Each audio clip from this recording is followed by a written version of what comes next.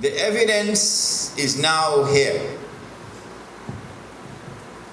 Incontrovertible evidence, unchallengeable evidence that the Sea of Galilee is now lower than it has ever been in all of history. The rains come and winter come and so on, and the water level changes, but insignificant changes in water level, implying that the hadith of the Prophet ﷺ is now being fulfilled, that Gog and Magog have been passing by the Sea of Galilee. If Gog and Magog have been passing by the Sea of Galilee and drinking the water, implying consuming the water, can we identify them? Who is responsible for this excessive consumption of water from the Sea of Galilee? Can it be Egypt? No. Can it be Syria? No. Can it be Lebanon? No. None of these countries utilize water from the Sea of Galilee. Only two countries. Number one, Jordan, and number two, Israel. Is Jordan responsible for this excessive consumption of water from the Sea of Galilee? No. Because the Sea of Galilee is under Israeli control now, after the 1967 war. Prior to 67, the Sea of Galilee was under Syrian control. But after Israel took the Golan Heights, then the Sea of Galilee entered into Israeli control. In the 1990s, maybe 94, 95, 96, somewhere around there, Israel and Jordan signed a peace treaty, you remember? And one of the articles of that peace treaty between Israel and Jordan, bringing hostilities to a close, was that Israel contracted to give to Jordan a certain amount of water from the Sea of Galilee. So Israel has determined how much water can go to Jordan. And so Jordan cannot be the answer to the question. The question is, who is responsible for this excessive consumption of water from the Sea of Galilee? That you're taking out more than nature can put back in, or nature can replenish. Well, in order for us to answer the question, who is taking it out, let us ask, why is it being taken out? What is it being used for? Not domestic agriculture.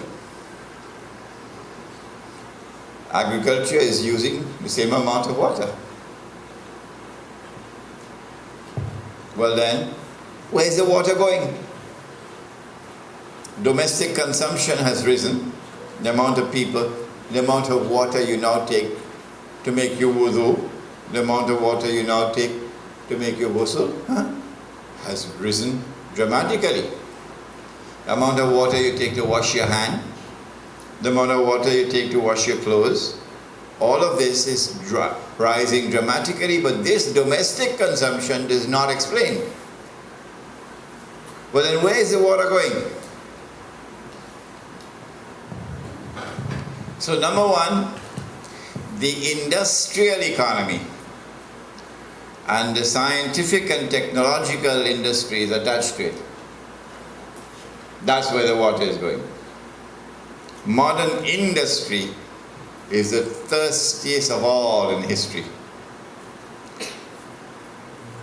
The second source of the utilization of water is a project embarked upon by the state of Israel to transform the deserts, to make the deserts green. If you want to make the desert green, you're actually changing nature. So you're going to be utilizing a massive amount of water. Okay. Who is responsible for instituting or establishing these policies? The industrial economy in Israel and the policy of making the deserts green. Is it the whole of Israel? Israel comprises two people. Number one, the European Jew who has no racial lineage with Ibrahim alayhi salam. No. He's a Johnny-come-lately Jew. He just converted to Judaism yesterday. And then you have the actual Banu Israel who lived in Yemen, in Iraq, in Egypt and so on, in Morocco. These are racially close to the Arabs. These are the Oriental Jews. And they are known in Israel as Sephardim. Sephardim, or the Sephardic Jews. But the others who came from Europe, they are known as the Ashkenazi. Ashkenazi. The state of Israel was established by the Ashkenazi. The Ashkenazi or the European Jew has controlled power in the state of Israel from day one. The government of Israel was comprised of Ashkenazi Jews, white people. So Israel has been effectively a European state. And so the answer to the question, who drinking the water? It is not Banu Israel or the Jews who came from Yemen and from Morocco and from Iraq. Not them, but rather the European Jews. And so the Oriental Jews are not Gog and Magog. The Oriental Jews were the one who said, we've killed him. There he is, we've killed him. The Messiah, the son of Mary, the messenger of Allah. These are the Oriental Jews. And they are not Gog and Magog. But the European Jews, who are in control of Israel from day one, within their ranks you will find Gog and Magog. Galilee, yes. And we will know that because the water in the Sea of Galilee would have dried up. That is the time when these events are now going to take place. The advent of Imam al-Mahdi, Dajjal appearing in a day which is like our day, so we'll see him as a Jew, etc. And the Son of Mary coming down. I can say that I expect the Sea of Galilee to dry up in about 50 years. Because it is when the water in the Sea of Galilee dries up that the Son of Mary will come back down. Go and read your Sahih Muslim. It is at that time, and go and notice the water level in the Sea of Galilee now. It is lower than it has ever been before in history, and so the hadith of the Prophet Muhammad ﷺ is now moving to center stage. If I say 50 years, and if I say I can be wrong, at least I'm giving you a wake-up call.